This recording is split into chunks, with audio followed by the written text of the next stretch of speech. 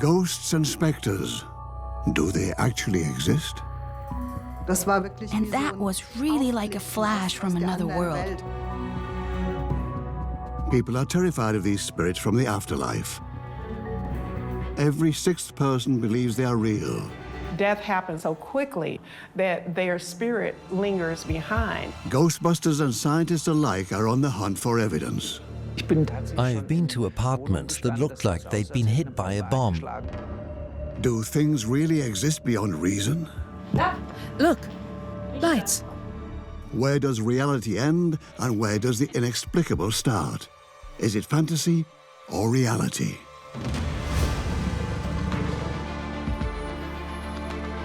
The great myths of mankind.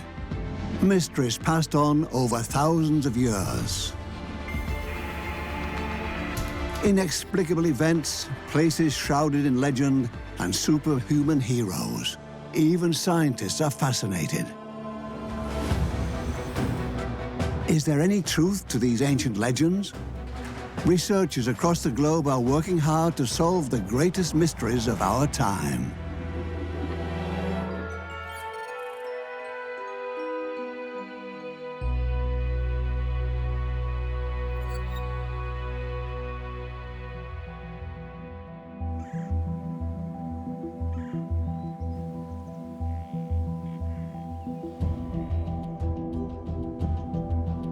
Schallenberg Castle in Lower Austria dates back to the medieval times and has a dark past.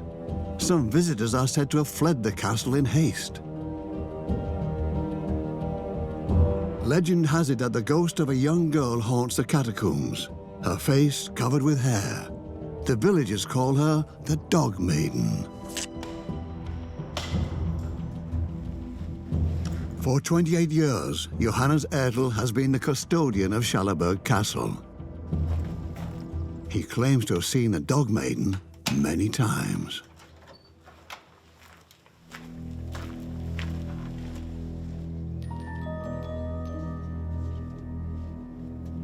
It all started one night when Ertl was checking the castle cellar. He says this was his first encounter with the ghost.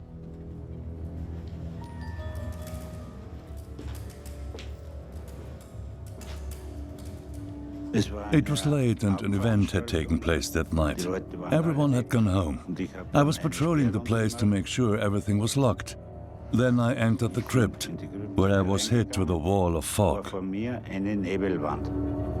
As the fog began to clear, the custodian was able to make out a shape. In his eyes, it looked just like the ghost of the Dog Maiden. There stood the Dog Maiden, around 5 feet 5 inches tall. Beautiful dark black hair. She had what resembled a dog's snout, but there was nothing mean about her. It was the first time Johannes Ertl ever saw a ghost. I was panicking. All of a sudden, the fog closed in on me, and the Dog Maiden passed through me.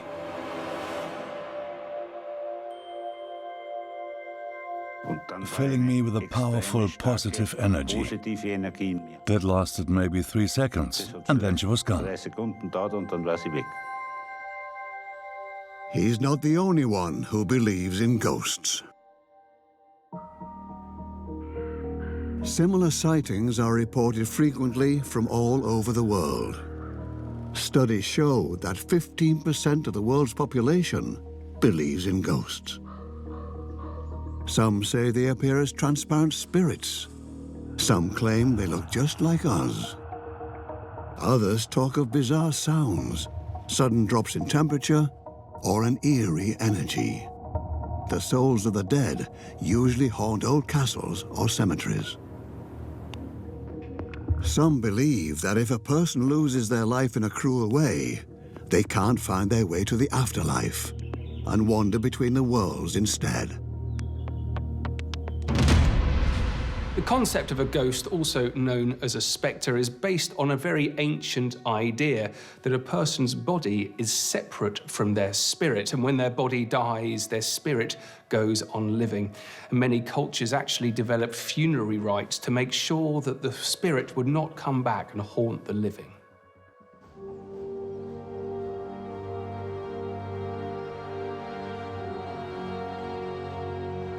England, home to a striking number of ghost tales. Every other castle is allegedly haunted. On foggy days, reality seems to blur, and the souls of the dead are said to roam the alleyways of towns and villages.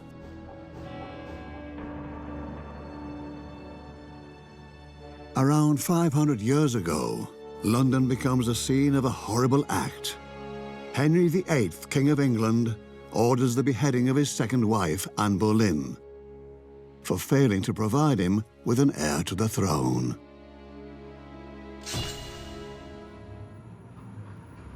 Legend has it that every year on the day of her execution, Anne returns to Blickling Hall in a carriage drawn by headless horses.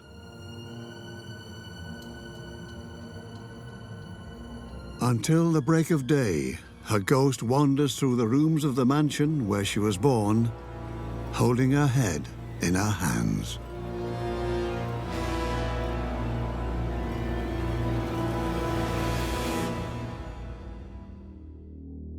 That's just one of many tales of ghosts. Is it all an illusion, or is there more to it?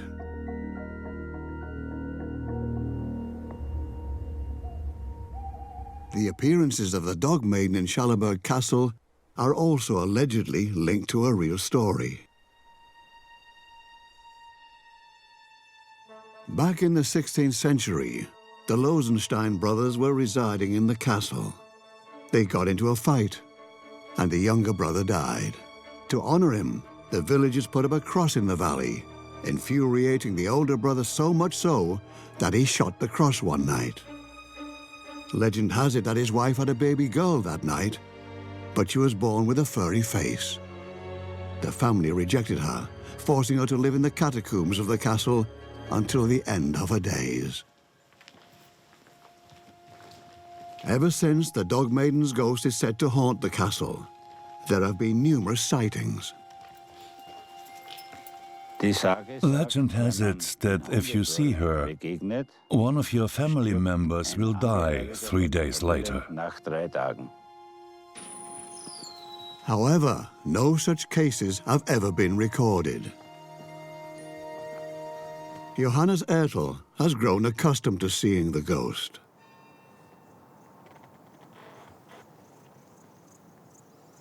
I felt her presence again 3 days ago on the second floor. And right now, she's standing behind us.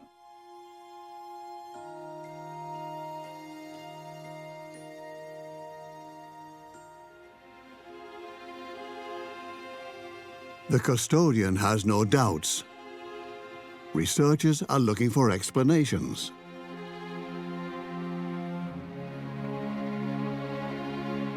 Death may be the primary concern of most humans all over the world and throughout time. And to confront a ghost isn't just to confront this scary representation of death, but it's also to existentially confront the concept of death. And so seeing a ghost is kind of like the ultimate confirmation that there is an afterlife, that it doesn't just end. Humanity has long believed in spirits. Even the Neanderthals had burial rites. Researchers have come across lovingly arranged grave offerings and interpret this as proof that people have long believed in life after death.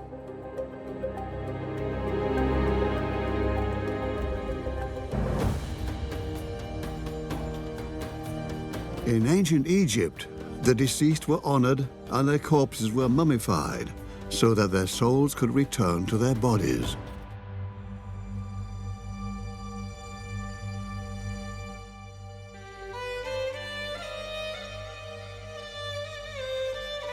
The Egyptians built extremely elaborate tombs for their pharaohs, some even with west-facing stairs that allowed their souls to leave the burial site in search of the realm of the dead. Symbols and drawings on the walls of the burial chambers served as maps, guiding the soul towards the afterlife. To the Egyptians, nature was proof that all life is born again. Just like the sun continues to rise and the grass sprouts anew, people too rise from the dead. In Egyptian thought, the afterlife was believed to be the field of reeds where spirits existed. But if something was very wrong, they could then come back to the land of the living and to haunt people. But if all was well, the spirits could serve a very useful job in watching over the lives of the living. In the Roman Empire, people deeply believed in the existence of ghosts that haunt the living. In his letters, Consul Pliny the Younger writes about a haunted house where people have heard mysterious knocking sounds and been frightened by ghosts. Believing in ghosts is an ancient part of our culture. The first written reference we have to a ghost haunting a house or a person is by Pliny the Younger in the 1st century AD. And ghosts are based upon the idea of the separation of the body and soul. Now, in some cultures, funeral rites are carried out to make sure that the person is fully at rest, that the soul is at rest, and that therefore they will not come back and haunt us. But do ghosts really exist?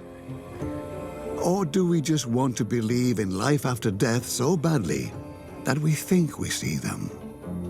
St. Francisville, Louisiana. Myrtle's plantation is known across the United States as the haunted place. Ghosts are even said to leave behind traces.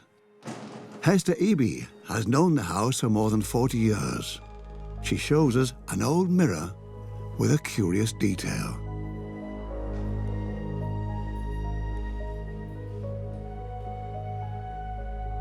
Well, the mirror frame itself dates from around the 1840s. Now, the glass has been changed a number of times, and each time a new glass is placed back into the original frame, the same prints will reappear.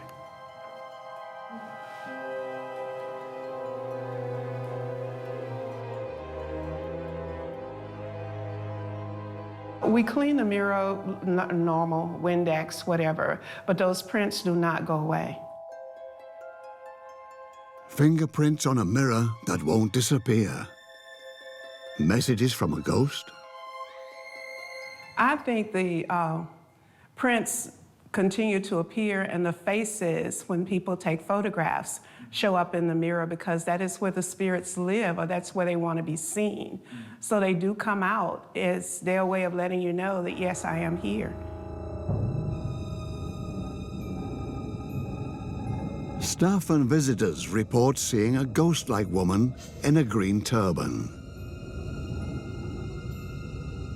Pictures show a shape. Are these merely stories to entertain the tourists, or are we dealing with an actual ghost? Locals tell the story of an enslaved woman named Chloe who allegedly worked on the plantation. In an era when wealth and dignity could only be enjoyed by white people, the hard work in the fields and around the house was left to the slaves. In the early 1800s, the Woodruffs live on Myrtle's plantation. Chloe, one of their slaves, wants to take revenge on the plantation owner for sexually harassing her. She makes a poison cake. But only his wife and 2 children end up eating it.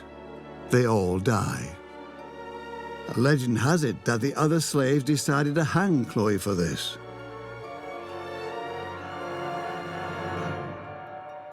After committing such a horrible crime, her soul is unable to rest.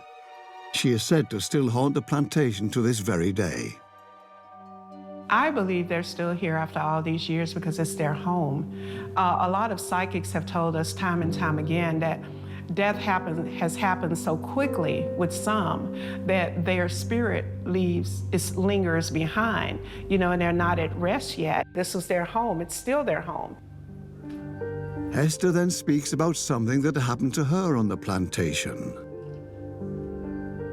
What had happened to me not long ago, if you permit me to say, we had a school group here, and we were about 13 children. I came out and was greeting this small group. There was a little girl, she was about maybe 8 or so, and she looked at me and she said, "Why are you dirty?" So I looked down to make sure I was kind of halfway decent, knowing a spot was there, but everything luckily would look like it was fairly in place. But then she said, "Are you hungry? Why are your clothes torn?" And I could tell she was looking beyond me. So she was not talking to me. She was talking to someone else. And I looked at her mother, and her mother looked at me, and she winked, and we didn't say anything else. You know, we left it at that. Did the young girl really see Chloe's ghost? Believing in ghosts is something that is widespread in many countries across the world. Some people even think they convey deeper messages.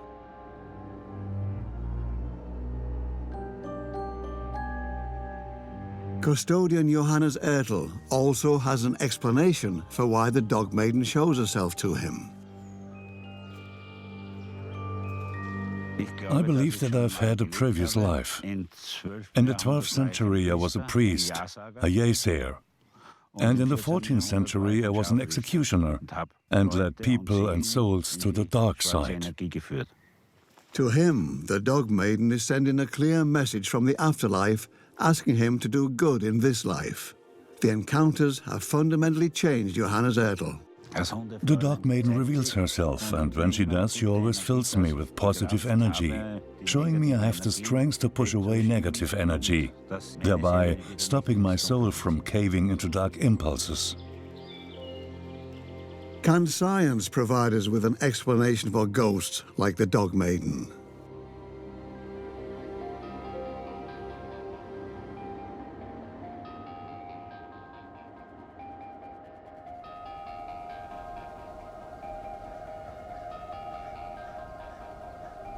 The Black Forest, southern Germany, the scene of many ghost tales.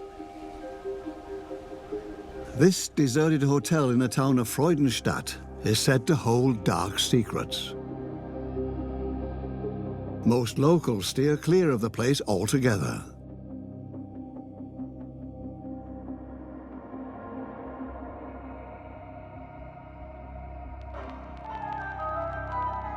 A 100 years ago, high society from all across Europe came here, including the Queen of the Netherlands.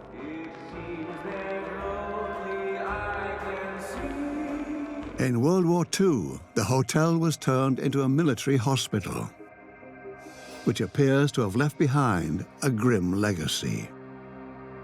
Legend has it that the owner of the hotel was killed in her room in 1949. Soon, rumors about ghosts started to spread. We used the empty hotel for a nighttime experiment. We want 2 teams to find out if the place really is haunted and see the impact the ghost stories have on our participants.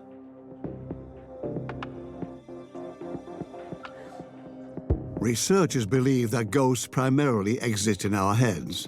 Psychologist Lydia Benneker will evaluate the participants' behavior from a scientific point of view. The participants describe their first impressions. Also ich finde, das Unheimliche daran ist, dass the scariest part for me is knowing everything that's happened here. And now I have to walk through this place, maybe even alone. That's what makes me nervous. Nervous? Yes, I'm nervous. The sheer fact that everything still looks the same, nothing's changed. And that's really quite, well, creepy. Wie nennt man das? Sehr unheimlich? The hotel seems unusually clean to me, but not terrifying in itself. I actually don't believe in ghosts. I generally don't believe in ghosts, but let's just see what happens. Bin gespannt. The hotel is in complete darkness. Our participants are only carrying a torch and a night vision camera. So, jetzt Ah, now I get it. I have to admit, I'm feeling a bit uncomfortable. My God. I actually don't want to go into this hallway. Me neither. Our psychologist Lydia Benneker notices how uneasy they feel. What's perfect about this is that they set the general mood. Of course, they're afraid because they are thinking about the terrifying stories. The team that doesn't believe in ghosts remains fairly unimpressed. What's that? A torch, I believe.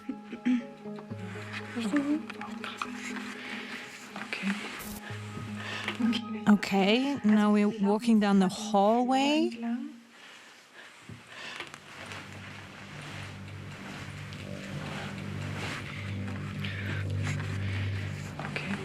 Of course, lots of unexpected things can happen.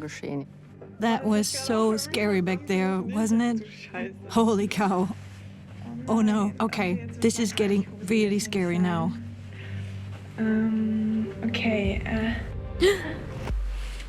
What is it? I don't know where to go.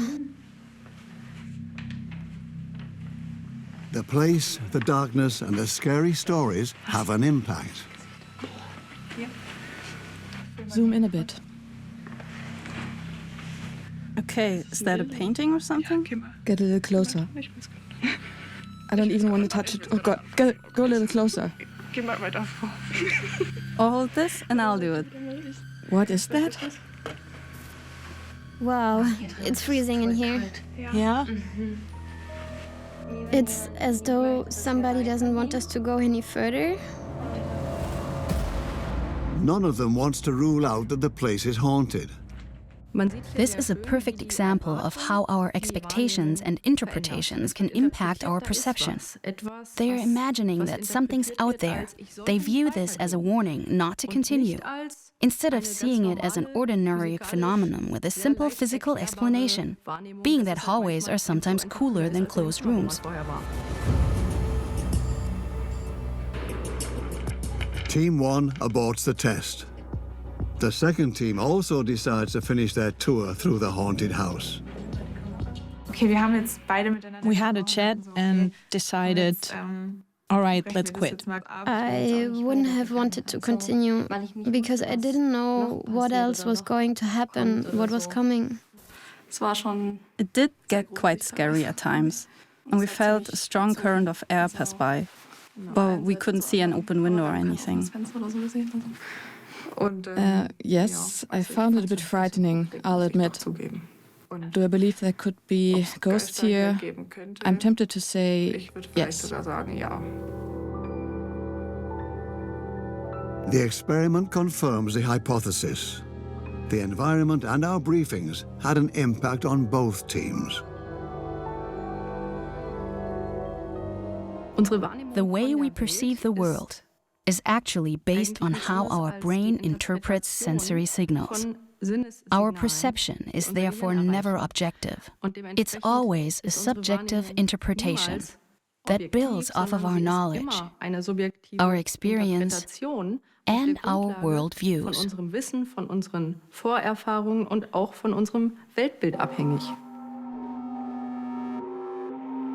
If everything happens in our minds, and we all live in our own worlds, does that mean that ghosts exist for some, but not for others?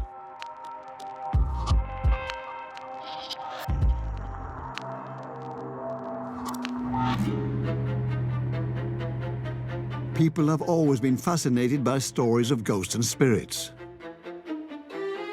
They have also come to cinematic fame, like the infamous Poltergeist.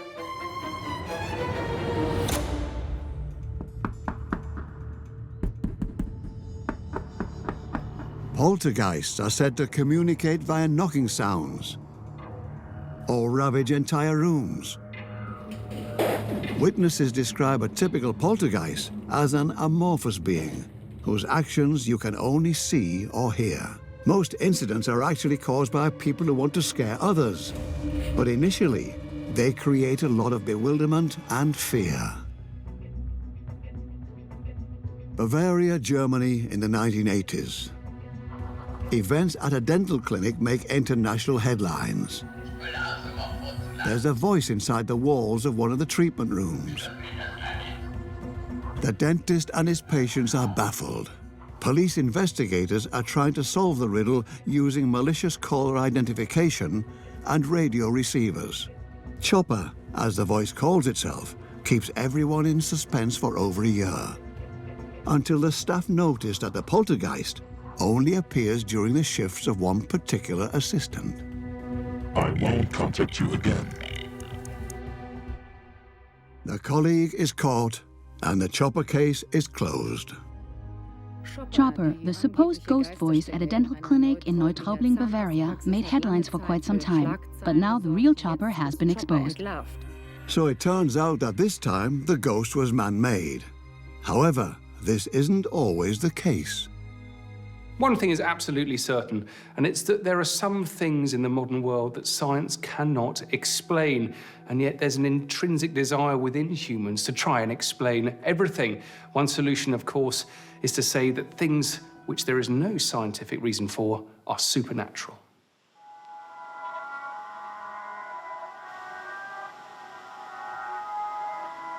Freiburg, in the deep heart of southern Germany.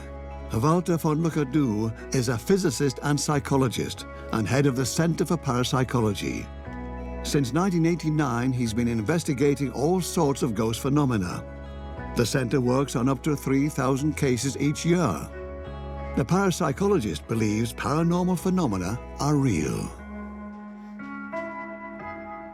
I've been to apartments that looked like they'd been hit by a bomb, and the people there said, "We didn't do that." Walter von Lucadou wants to find scientific evidence for haunted places. There's often a simple explanation.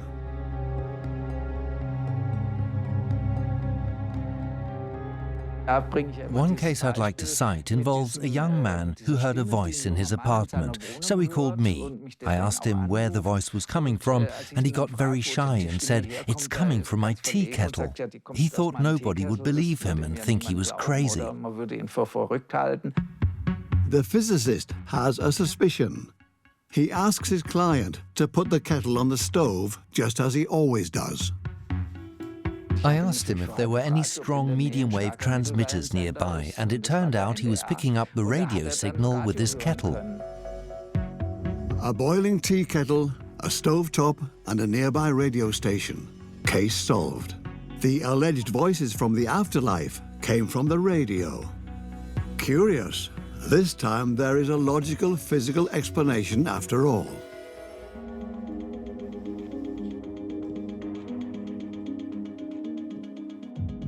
But some mysteries remain unsolved. One famous example dates back to 1967.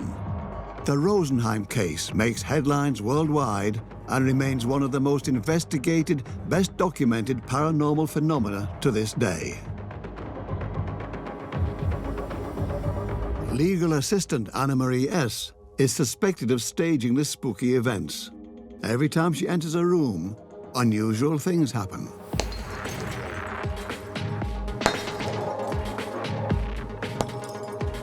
It's not every day that fluorescent lamps turn in their sockets, that bulbs burst and you hear banging noises. The Freiburg Parapsychological Center pores over every detail from the case.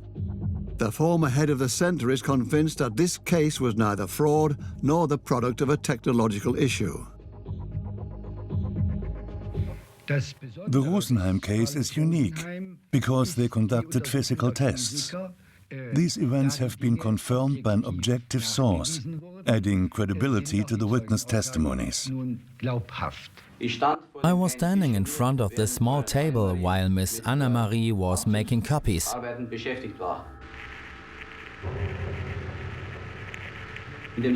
At the very moment, the flower painting turned very quickly counterclockwise by about 320 degrees, and the mounting wire got caught in the hook. Is there an explanation for these unusual events? Anna-Marie is accused of fraud. Experts believe that in this case, mental state had an effect on the objects. According to the theory of psychokinesis, some people carry so much anger that it causes pictures to suddenly spin or objects to fly through the room. Parapsychologists like Hans Bender and Walter von Lucadou believe that psychokinesis can serve as an explanation for the Rosenheim case. The ghost is a psychosomatic reaction. It's called externalization, and it can mean that people transfer their inattention to their environment. And obviously, that's typically the place where they live or work. We call them focus persons or paranormal triggers. Lucadou says that most paranormal phenomena arise when physics and psychology intersect.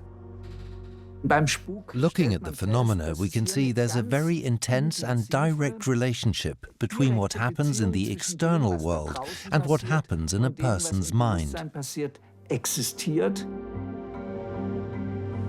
Are we the ghosts? Can we move objects with our minds? Scientists still have a long way to go.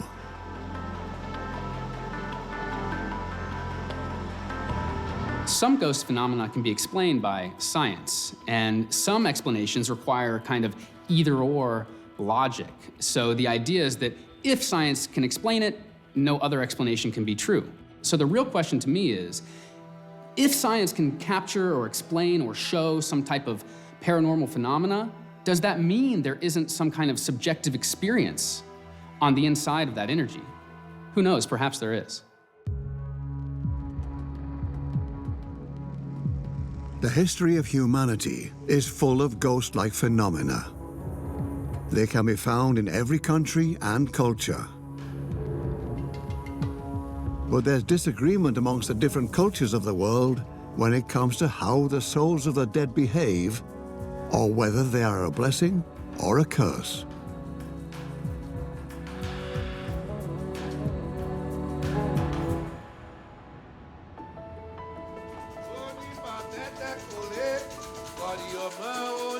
This backyard in Berlin-Kreuzberg leads to the only Candomblé temple in Germany.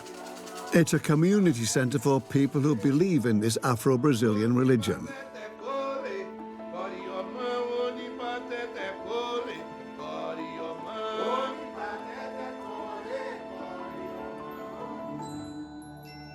The belief revolves around connecting and communicating with the Orishas, the spirits of Candomblé. The Baba Orisha is the highest spiritual leader of the community. Candomblé is a good fit for Germany, not least because Germans like the principle of give and take. We feel the same way. It's all like a trade. I give something and in return I receive something. That's the balance. That's Candomblé. Das ist Candomblé. The Orishas are forces of nature. They're in the trees, the wind, the sea, the earth. There are up to 16 different main ghosts, and every person is connected to several of them. Every worshipper within the Candomblé community is told which Orishas will offer them strength and knowledge. But only the oracle can reveal this information. The Baba Orisha is the only one allowed to share it.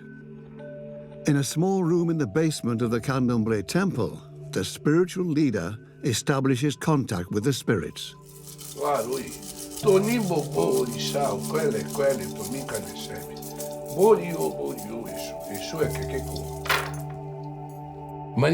You are meant to identify with the elements that we call Orisha, or receive strength from them.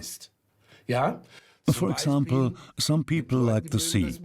When they are in the ocean, they feel a sense of power, a certain strength. By allowing this strength to enter their bodies, their existence is enhanced. When Africans were displaced as slaves, the Orishas crossed the ocean too and reached the shores of Brazil, where they've remained omnipresent to their worshippers. Holidays are celebrated with the Orishas. who are treated to dances, music, and offerings.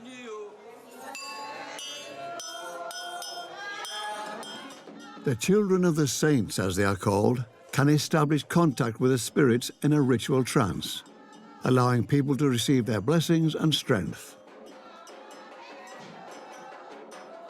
The Candomblé community calls this strength Ashe. But what happens when someone dies? There is no such thing as death. You don't die.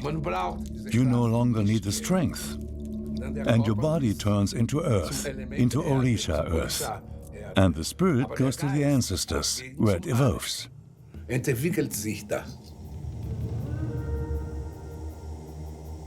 The Babel Orisha explains there's a special room in this house where, according to him, he sees his deceased relatives every now and then. I sometimes see the dead. I don't mean that I talk to them. I mean that I see them, like an image passing by. When I see my mother, my grandma, my dad, or my siblings, any of them, I see an image. I know they're there, and I can feel it too.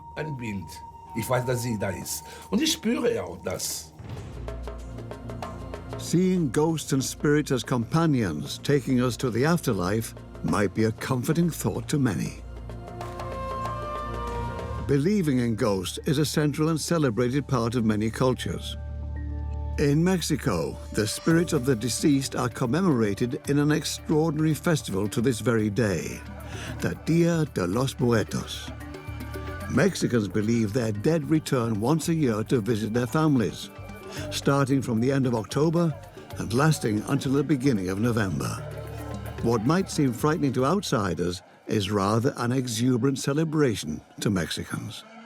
They serve food to the deceased, like the sweetbread pan de muerto, skulls made of sugar, calaveras de dulce, or coffins made of marzipan. It's a big celebration accompanied by dances and music. Yellow and orange colors pave the way for the dead from the graveyards to their homes. The Mexicans say that these colors are easiest for their deceased relatives to see. Believing in spirits and religion, do the two share common origins? We're fascinated by the idea of the afterlife because it is in fact one of the last remaining big questions. Is there an afterlife? And we like to conceive of the fact that there is one because it brings great comfort, not only for ourselves, the idea that we will continue on after death, but also because of the fact that we will always have a connection to our relatives.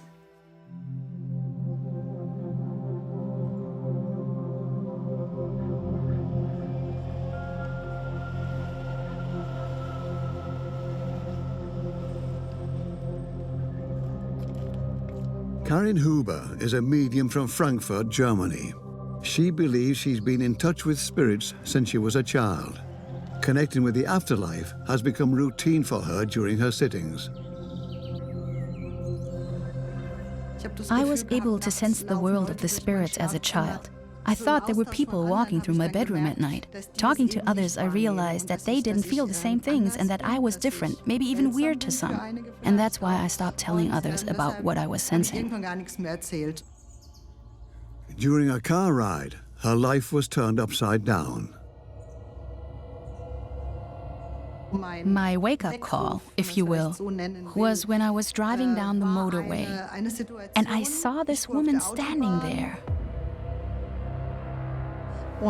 She was wearing a violet dress and a violet floppy hat. She looked straight out of the 70s. I hit the brakes at about 130 kilometers per hour. I almost caused an accident. And that was really like a flash from another world, from the afterlife.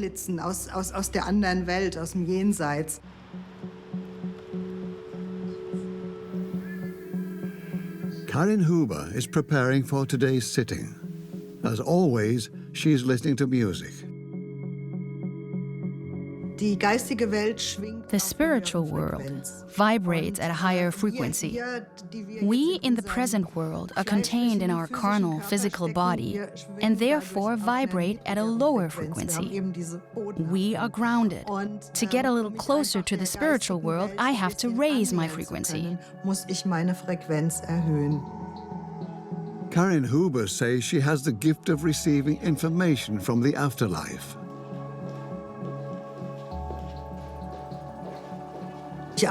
I work with my psychic senses.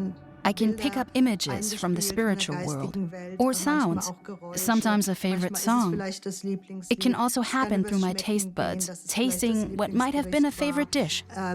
I feel a personality, and all this information can be used. 4 clients are taking part in today's session. They are all hoping for her to make contact. When my sister-in-law lost her husband, we sat there wondering what we could do to help her. I didn't want to send her here alone, so I thought I'd give it a go myself. And at that moment, I didn't have any emotional baggage like, I really want to see someone. I actually just wanted to find out if this works. Okay, so I am sensing a woman, and as she gets closer, I feel that I'm working with someone who was very active. What I know is that there's a grandmother who wants to talk to her granddaughter, of course. And I also know that the granddaughter spent time with her grandma as a child or when she was young, or that she was partly raised by her. She also tells me that she cooked her own vegetables. So I'm in the garden and I'm pulling my potatoes or my carrots from the ground and I am cooking them. That's what she gives me. I could really sense my grandmother, my mom's mom. And that was exactly what Miss Huber said. Carrots and potatoes, that was our thing. I have to speak about food all the time. Okay, you get that? She takes me to the kitchen and I'm in this rather old-fashioned looking kitchen with her. Yes, and I would like to... It's like there's a wooden bench I'd like to sit on now. She's showing me memories, how you cooked and peeled vegetables together, because I can see the carrot peels. She says you two were in your own world in that moment. She's just one thought away, and right now you are receiving a lot of support from her. That's what she wants me to tell you. Gerne.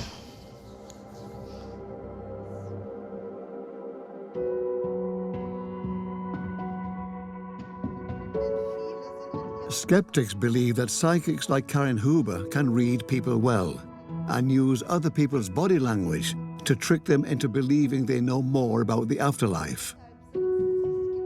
Karin Huber's clients have a whole different take on this. Well, the first contact, that's when I thought, okay, you couldn't have researched that. You couldn't have found that online. Nobody's ever talked about that. Once you've made contact and got this kind of feedback, you feel different. You feel safe somehow. And you know there's something out there. There's more energy, and it changes your approach to life. Those who come to Karin Huber are often grieving and looking for help. They find solace in believing in life after death.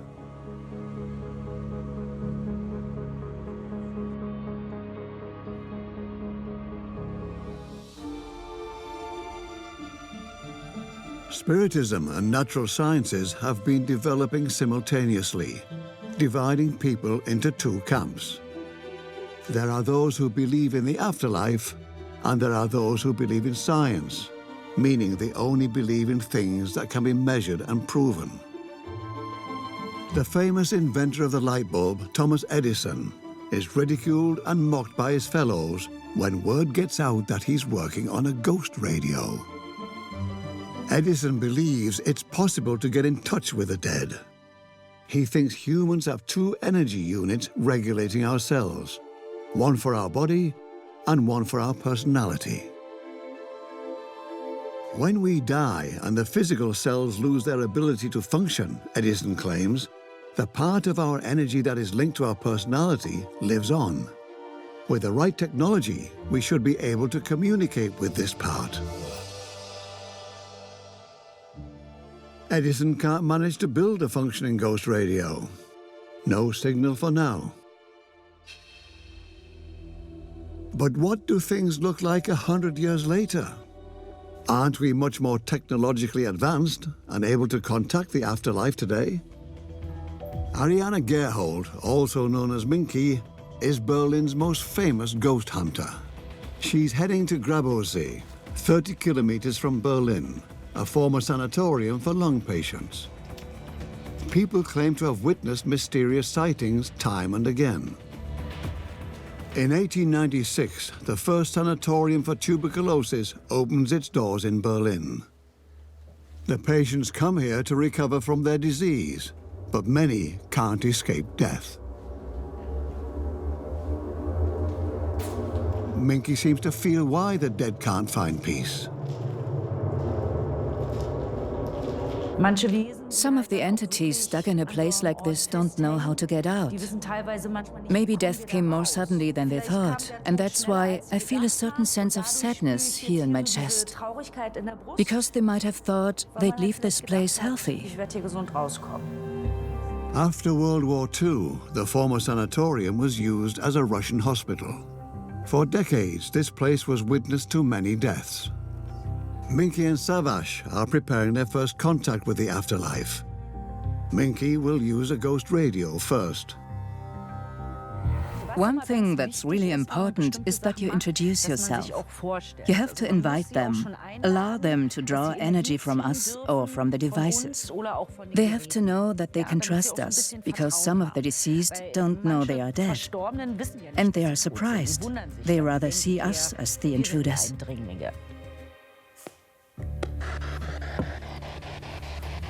All right, hi, this is me. I'm Minky. I'm Savash.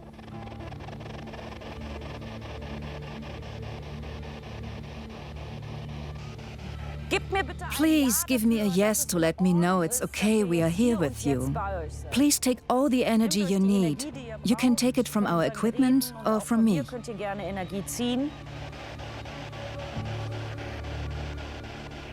Is there anyone else with us?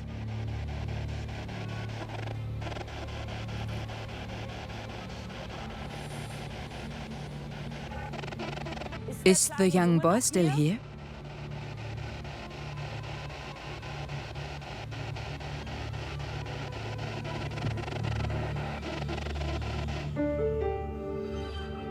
It's not just that Minky only feels the souls of the dead. She also says they appear out of the blue. Minky claims to have met the ghost of a boy in this very place not long ago. I saw a young boy. He was standing over there, next to the pillar. I mean, I could really see him. I could see his clothes, sort of a grey vest made of thick cotton, not fine knitwear. He was wearing shorts and long socks, and he was standing there, completely lost. He didn't understand what was going on. The first attempt is unsuccessful. No voices from the afterlife. The only frequencies the radio picks up come from a Russian station.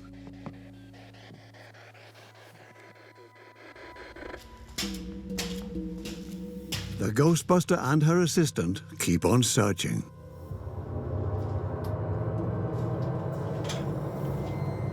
They walk past former hospital rooms, ORs, down to the catacombs of Grabowsee Sanatorium.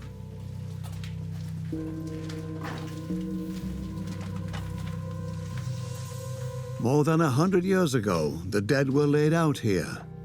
It's a place to say goodbye. Will a former patient get in touch? Up until now, everything's been quiet. But suddenly, Minky senses something. She uses an infrared camera and a magnetic field detector. If energy in the room changes, the device picks it up. The Ghostbuster really believes this to be a sign from the afterlife. Right now, we are hoping someone will sit down in this chair. Whoever is here, please trust us. Come here. It crashed? That means something is about to happen. When something like that happens, I know something is coming. Because the tablet is fully charged, there's no reason why it should shut down like that. To be honest, I have to say, it's turning off again. That's not normal. Come on, the thing is on. It's also new. As I've said before, I'm more neutral when it comes to these things. I'd check the technology first. I mean, it's not cold enough to blame any technological defects on the temperature.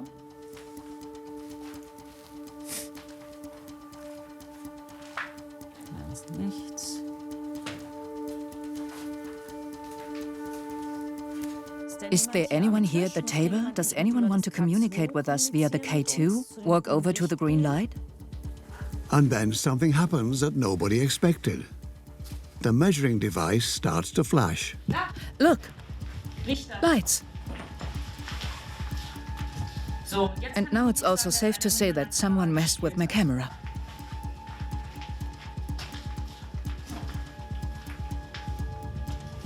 Nothing happened this whole time, but now it's starting. It's even turning red. That's really rare, yes. It's stopping now. The fact that it turned red means it's an energetic person who has actually found peace here and doesn't want to be disturbed. So you actually don't want me to sit on this chair? I got that now. Look, now it's communicating. Do you want us to leave?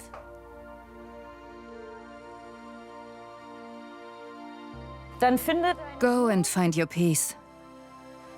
Thanks for playing along for a while.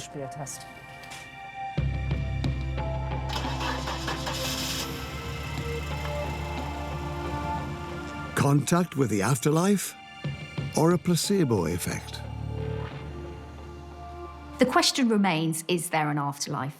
If we look at it from a scientific perspective, there is still not strong enough evidence either for or against for us to come to a firm conclusion. Certainly for those humans who have strong beliefs, the evidence for the afterlife is non-negotiable. There certainly is somewhere that we go to after this life. We can provide explanations for almost every ghost sighting and eerie event. Paranormal phenomena are almost always a product of the mind. But we still don't know what happens to us when we die. Is there a life after death? Are there ghosts or angels? For now, it all comes down to what we believe.